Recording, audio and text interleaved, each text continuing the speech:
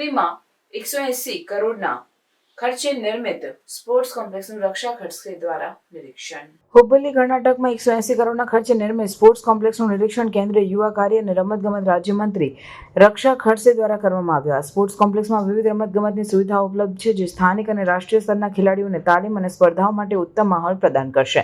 શ્રીમતી ખડસેએ જણાવ્યું હતું કે આ સ્પોર્ટ્સ કોમ્પ્લેક્સ યુવાનોને રમતગમતના ક્ષેત્રે આગળ વધવા માટે પ્લેટફોર્મ પૂરું પાડશે. તેમણે વધુમાં ઉમેર્યું કે આ પ્રકારની સુવિધાઓથી દેશના રમતગમતના સ્તરમાં સુધારો આવશે અને આંતરરાષ્ટ્રીય સ્તરે ભારતનું પ્રતિનિધિત્વ વધશે.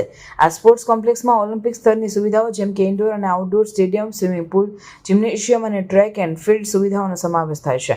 આ ઉપરાંત ખેલાડીઓ માટે રેસિડેન્શિયલ ફેસિલિટીઝ અને તાલીમ માટે જરૂરી તમામ સાધનો ઉપલબ્ધ કરાવવામાં આવ્યા છે.